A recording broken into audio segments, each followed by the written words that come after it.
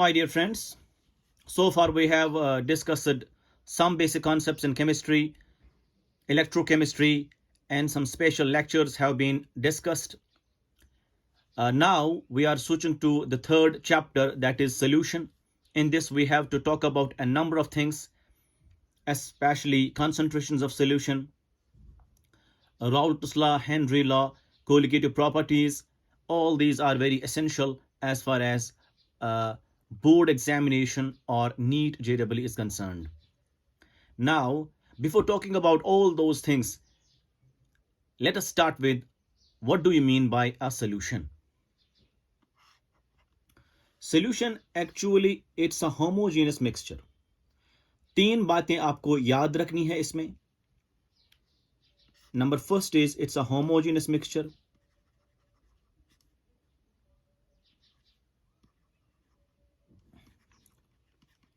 Homogeneous mixture of more than one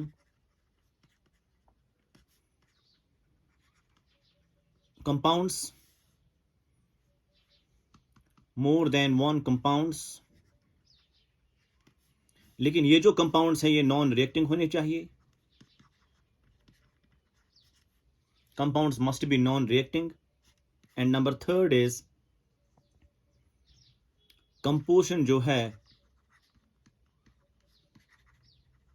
must be same throughout.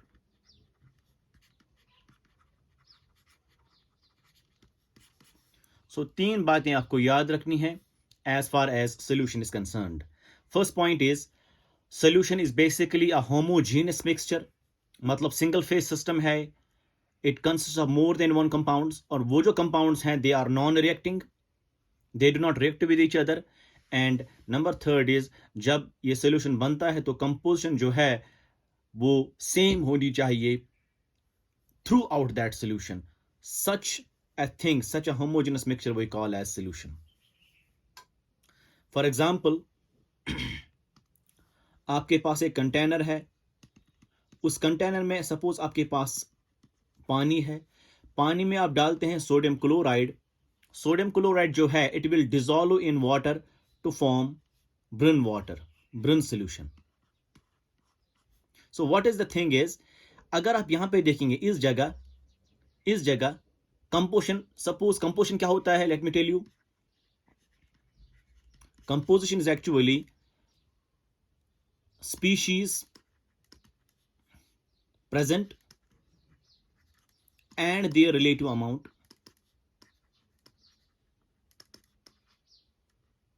Species present and their relative amount.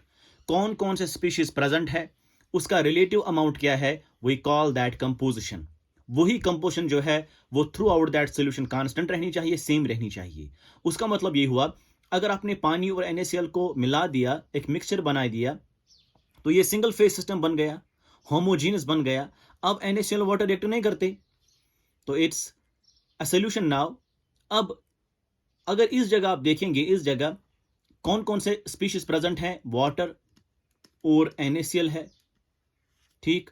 और percentage क्या है, suppose that is 3%. Suppose the percentage is 3% here. इसका मतलब ये हुआ कि 3 ग्राम इसके यहां है इन 100 ml और 100 ग्राम्स ऑफ सोल्यूशन. सिमिलरली आप यहां देखेंगे इस जगह भी यही 3% होगा, वाटर और NaCl. इस जगह भी यहां पे भी 3% होगा, वाटर एंड NaCl. गर्ज हर एक जगह जो है कंपोजिशन जो है वो सेम रहनी चाहिए. such a thing, such a homogeneous mixture we call as solution. So solution is basically a homogeneous system in which we have compounds that are non-reacting and the composition of that solution is throughout same. Such a mixture is called as a solution. I hope you understand this. Now, ये जो compounds है,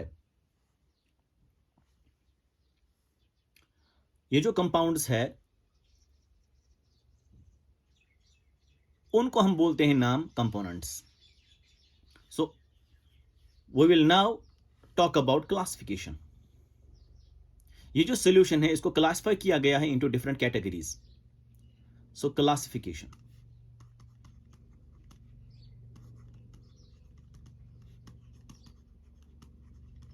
classification of solution. classification of solution. First classification is based on number of compounds.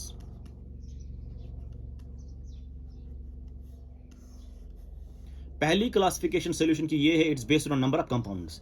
जो एक compounds है that make solution, that make up solution, मतलब वो वाले compound जो सॉल्यूशन बनाते हैं उनको नाम देते हैं हम components. We call them components. Now based on the number of components और नंबर ऑफ कंपाउंड्स, इफ अगर कंपोनेंट्स जो है सॉल्यूशन में दो होंगे, it's called binary solution. It's called binary solution. For example आपके पास है NaCl इन वाटर. खाली दो चीजें इसमें अवेलेबल है, one is NaCl, next is water. So दो ही चीजें जब है तो इट्स अ बाइनरी सॉल्यूशन. अगर आपके पास if components are 3 then it's a ternary solution. For example आपने मिला दिया है alcohol slight amount with NaCl, उसमें डाला पानी भी, थोड़ा सा पानी भी ज्यादा डाला, then you have slight amount of NaCl as well as this. So it's a ternary solution. इसमें 3 कंपोनेंट्स अवेलेबल है. इफ अगर कंपोनेंट्स 4 होंगे, 4 से ज्यादा होंगे, more, we call that polynary solution. Polynary solution जिसमें बहुत सारे कंपोनेंट्स अवेलेबल होंगी. So this is the first classification of solution based on what, based on the number of compounds और नंबर ऑफ कंपोनेंट्स. अब इन कंपोनेंट्स में एक जो system होता है, एक component that acts as a solvent. So what we can write is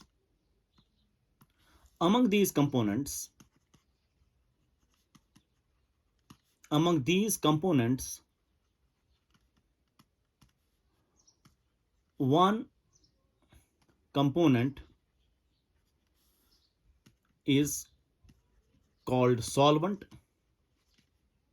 एक component को हम बोलते हैं सॉल्वेंट. जो बाकी बचते हैं others, they are solutes, they are called solutes.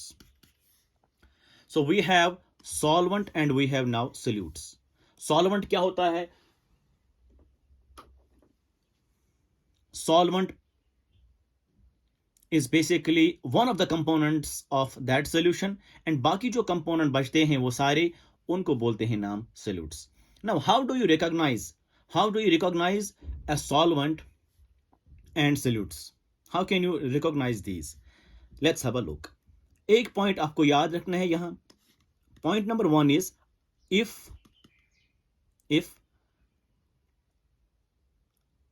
अगर सपोज कंपोनेंट्स में एक कंपोनेंट लिक्विड स्टेट में होगा, if one component is liquid, others solids, मतलब अगर एक कंपोनेंट आपको लिक्विड होगा, बाकी सारे कंपोनेंट क्या है? सॉलिड्स. देन जो लिक्विड वाला कंपोनेंट है, liquid component, that acts as solvent. So I will repeat it.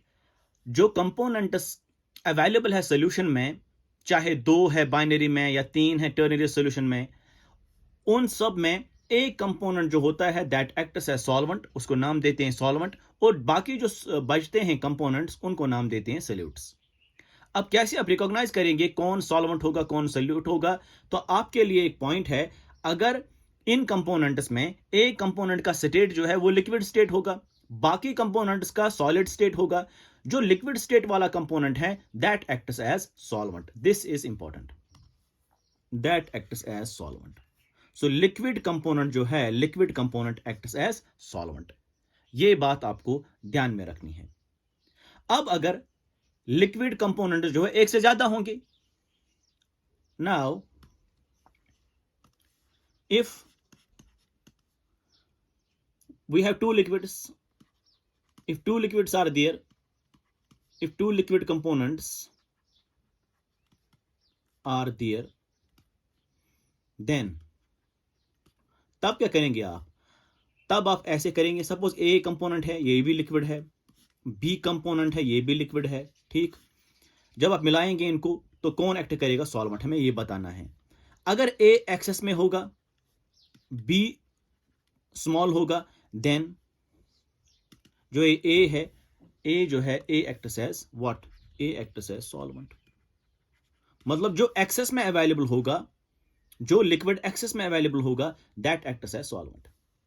दूसरी बात, अगर अब ये स्मॉल होगा और ये एक्सेस में होगा, तब जो बी वाला एक्सेस में है, बी एक्ट्स एज सॉल्वेंट। दूसरी बात। तीसरी बात क्या है? अब अगर ये इक्वल अमाउंट में होंगे, अब ये इक्वल है, मतलब जितना अमाउंट ए का होगा उतना ही अमाउंट बी का भी है, so it is the same amount. तब आप कैसे डिसाइड करेंगे which among the two will be solvent? So हमारे पास पॉइंट क्या है? पॉइंट यह है कि बॉइलिंग पॉइंट जिसका लो होगा, बॉइलिंग पॉइंट जिसका लो होगा और जिसका वेपर प्रेशर हाई होगा, बॉइलिंग पॉइंट जिसका कम होगा या वेपर प्रेशर जिसका हाई होगा, दैट एक्ट्स एज सॉल्वेंट। वो एक्ट करेगा सॉल्वेंट, वो एक्ट करेगा सॉल्वेंट। दिस इज इंपॉर्टेंट, वो एक्ट करेगा solvent. So the point is, अगर एक कंपोनेंट आपके पास लिक्विड स्टेट में होगा, बाकी कंपोनेंट्स अगर सॉलिड स्टेट में होंगे, तो सॉलिड वाले सारे जो है वो सॉलिड्स होंगे और लिक्विड वाला कंपोनेंट जो है that will act as solvent. एक बात। दूसरी बात, अब अगर दोनों के दोनों कंपाउंड्स आपके लिक्विड्स हैं, तब जो एक्सेस में होगा दैट एक्ट्स एज सॉल्वेंट। अब अगर इक्वल होंगे तब क्या करेंगे आप? जिसका बॉइलिंग पॉइंट कम होगा या जिसका वेपर प्रेशर हाई होगा, that will act as solvent. This is important. I hope you understand this. Before we proceed, let's have a problem. हम एक क्वेश्चन लेंगे यहां। So question is, an equimolar solution of two components of two compounds, an equimolar solution of two compounds, A boiling point 85 degrees Celsius and B boiling point 100 degrees Celsius is formed. Identify the solvent. तो आपको solvent को identify करना है। सीधी सी बात है, ए आपके पास है, बी आपके पास है, और ये जो है बोथ लिक्विड्स हैं, यहां पे लिख सकते हैं बोथ लिक्विड्स। जब बोथ लिक्विड्स है तो इक्विमोलर है। इक्विमोलर का माने ये है कि ये भी जितना ये उतना ये इक्वल अमाउंट में है। तब आपको डिसाइड कौन करेगा? बॉइलिंग पॉइंट डिसाइड करेगा। इसका बॉइलिंग पॉइंट कितना है? इसका बॉइलिंग पॉइंट जो है दैट इज 85 डिग्री सेल्सियस और इसका बॉइलिंग पॉइंट जो है दैट इज 100 डिग्री सेल्सियस। सीधी सी बात है, जिसका बॉइलिंग पॉइंट कम होगा that will act as solvent. So A is solvent. इस तरीके से आपको क्वेश्चन सॉल्व करने हैं। सो आपके पास इक्विमोलर सोल्यूशन बना था दो लिक्विड्स का, तो ए और बी का, ए का बॉइलिंग पॉइंट दिया हुआ है 85 डिग्री सेल्सियस, बी का बॉइलिंग पॉइंट भी दिया हुआ है 100 डिग्री सेल्सियस। आपको बताना था इन दोनों में सॉल्वेंट कौन एक्ट करेगा।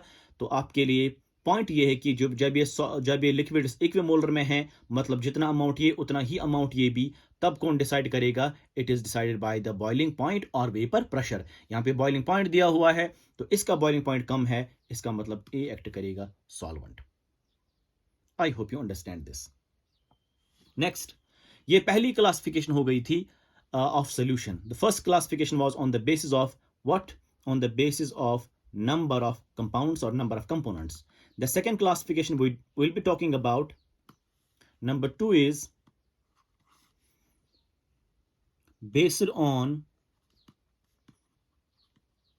nature of solvent. Based on nature of solvent. अगर आपके पास if solvent जो है वो water है, अगर आपने solvent water ले लिया, तब जो सॉल्यूशन बनेगा that's called as aqueous solution. So aqueous solution वो सोल्यूशन होता है जिसमें सॉल्वेंट होगा वाटर। इफ अगर सॉल्वेंट होगा, if solvent is other than water, water के बगैर कोई सॉल्वेंट एक्ट करेगा, तब जो है solution is called non aqueous solution. Non aqueous solution.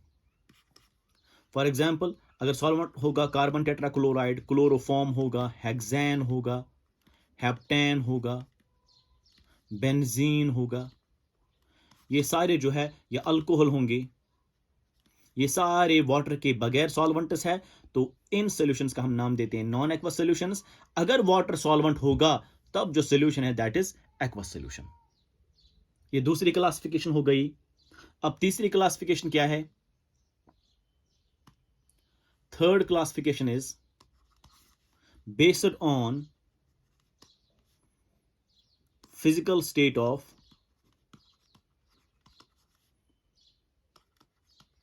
solute and solvent. Based on the physical state of solute and solvent. Solute और solvent का जो physical state है, on the basis of that we have classified solutions. For example, अब आपके पास यहां है, we have, यहां पे लिखेंगे हम solution, पहले solvent लिखेंगे हम, we will write here solvent, then we will write here solute, we will go for here examples. Solvent suppose हमारे पास है गैस, तो such a solution is called gas solution. तो solute can be gas, it can be solid, it can be liquid. ठीक, अब gas in gas, gas in gas, example will be air. Air is the mixture, homogeneous mixture of more than one gases, so it's a gas in gas solution. Next, solid in gas. Solid in gas means dust particles in air.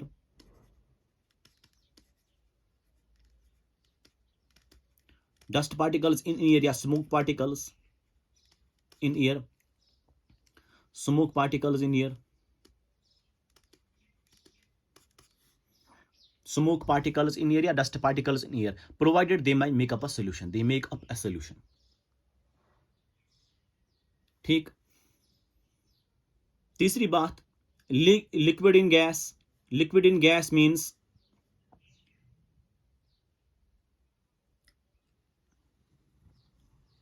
हमारे पास example क्या है?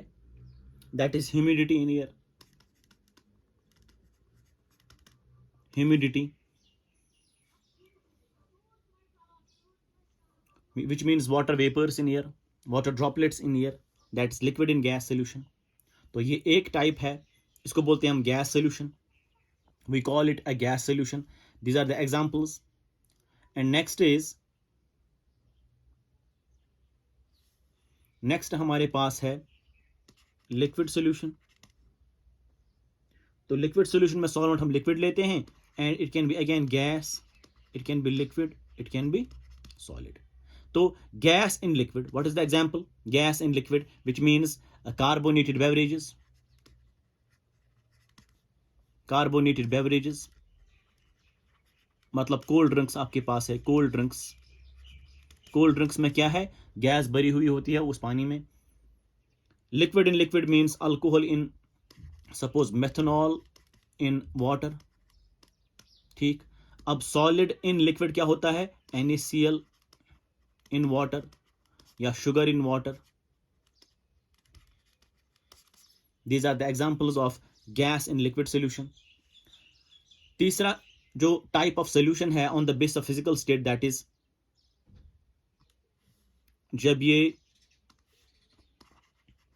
Solid होगा, और that can be again gas, liquid और solid.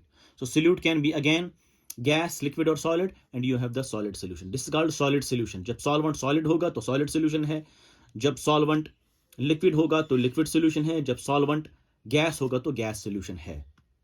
तो अब gas in solid, example will B foam.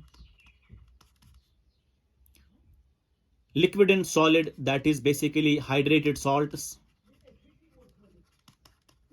hydrated salts, copper sulfate pentahydrate, that's having water associated with the solid, that's liquid and solid. Solid and solid means alloy. Liquid and solid में एक और example आप ले सकते हैं, that is amalgam.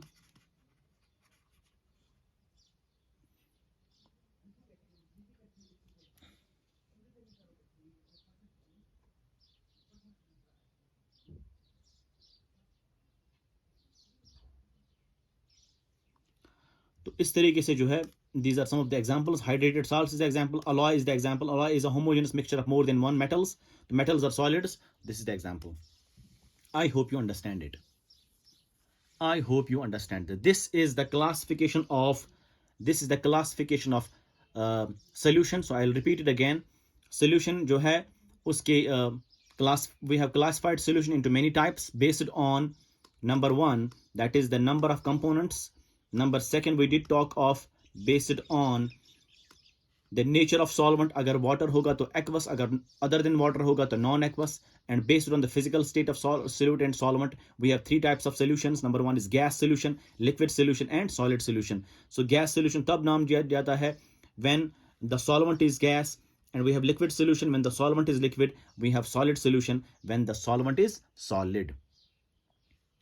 And we have one more category of solution. Number 4 हम लिखेंगे यहाँ.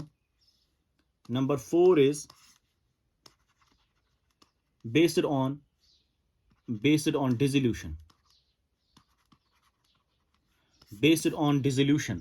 Dissolve कितना solute हुआ होगा based on dissolution. हमारे पास 3 types of solutions हैं. Number 1 is unsaturated solution. वो solution which can dissolve more solute. मतलब वो वाला solution जो ज्यादा solute dissolve कर सकता है, which has the tendency to dissolve more solute. We call that unsaturated solution. Suppose आपके पास है एक कंटेनर, उसमें आपने पानी डाल दिया, तो 1 चम्मच आपने डाल दिया है नमक का, तो वो घुल गया, that forms a solution. अब दूसरा चम्मच भी उसने डिसॉल्व कर दिया, मतलब पहले वाले चम्मच में जो ये solution बना हुआ था, that was unsaturated because it can add more solute. Number second is saturated solution. Saturated means solution which cannot dissolve further solute.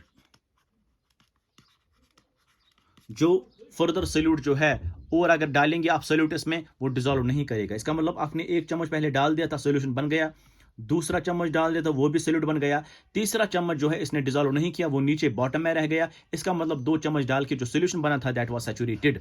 It has no tendency to dissolve further solute. That's called saturated. Third category is super saturated.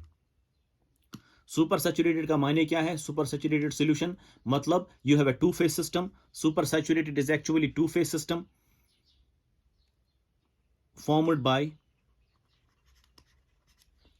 by sparingly soluble salts. Sparingly soluble salts मतलब आपके पास वो salts है जो dissolve ज्यादा नहीं होंगी, कम ही dissolve हो जाएगा. इसका मतलब कुछ आधा पार्ट जो है वो ऐसे ही रहेगा. So you have, for example, a container. It contains water. You add to it, suppose AgCl. AgCl is a sparingly soluble salt. यहाँ पे दिखाएंगे हम इसको. We'll show it here. So आपके पास एक कंटेनर है, उस कंटेनर में आपने पानी डाल दिया. पानी डालने के बाद में जब आप इसमें सिल्वर क्लोराइड डालते हैं, silver chloride is basically sparingly soluble salt, तो सिल्वर क्लोराइड थोड़ा सा डिसॉल्व होगा, बाकी नीचे रहेगा. तो यहाँ पे थोड़ा सा डिसॉल्व होगा, बाकी नीचे रहेगा. जो ये 2-phase सिस्टम बना, 2-phase सिस्टम, इस वाली चीज को हम नाम देते हैं super saturated solution. Super saturated because it has some part at the bottom of it, और ये जो अनडिसॉल्व्ड पार्ट है और डिसॉल्व्ड पार्ट है, इनके दरमियान हमेशा इक्विलिब्रियम डेवलप हुआ करता है. इनके दरमियान डिसॉल्व्ड पार्ट और अनडिसॉल्व्ड पार्ट के दरमियान an equilibrium is formed between the two. इस चीज को हम नाम देते हैं super saturated solution. So it's usually formed by sparingly soluble salts. Sparingly soluble salts वो साल्ट्स होते हैं जो डिसॉल्व ज्यादा नहीं होते हैं पानी में, वो some part of them remain undissolved. तो अनडिसॉल्व्ड पार्ट जो है और डिसॉल्व्ड पार्ट जो है, उनके दरमियान जो है बनता है equilibrium. Such a solution we call as supersaturated solution. This should not be named as solution. Why? Because it's a two-phase system, it's not a single-phase system. So, but is legitimately we call it a solution, supersaturated solution. I hope you understand. So this was on the base of dissolution. आपने कितना dissolve करा, अगर solution की tendency dissolve करने की further है solute को, तब ये अनसैचुरेटेड है. अगर नहीं करने की tendency to dissolve, it's saturated. अगर इसने कुछ डिजोल्व किया और some part remained at the bottom of it, we call that super saturated solution. This is the classification of solutions. और आपको याद रहना चाहिए, जब हमने बात करी थी with regard to the number of components, जो सोल्यूशन में कंपोनेंट्स हुआ करते हैं, हम यहाँ पे पॉइंट लिखेंगे. कंपोनेंट जो है, components in solution are inseparable by normal techniques. अगर आप चाहेंगे जो कंपोनेंट्स है सोल्यूशन के उनको सेपरेट करें, तो by normal techniques you can not separate them, they are inseparable. For example, आपके पास फिल्ट्रेशन है, आपके पास सेंट्रीफ्यूगेशन है, एंड आपके पास सेटलिंग है. ना सेटलिंग से, ना सेंट्रीफ्यूगेशन से, ना फिल्ट्रेशन से आप कंपोनेंट्स को सॉल्यूशन में सेपरेट कर सकते हैं. So by normal techniques you can not do that. Number 1, क्यों? क्योंकि इनका पार्टिकल साइज जो है that's approximately -9 metre.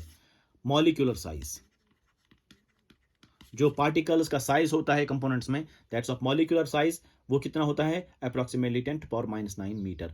Because of this very small size of particles, they are inseparable by normal techniques like filtration, like centrifugation, like settling. This was all about what a solution is and how you classify solutions.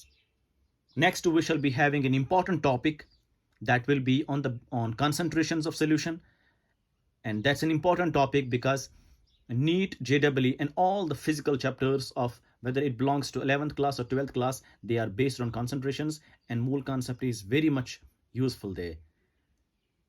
If you find difficulty in mole concept, in equivalence, please watch my videos in some basic concepts. I have basically discussed in detail all those concepts. Then you will be easily able to understand the concentrations of solution. Please revise mole concept and equivalence from the chapter Some Basic Concepts in Chemistry. Videos आप मेरे देख सकते हैं from playlist. So I hope you understand this. Please do share and subscribe my channel. Thank you very much.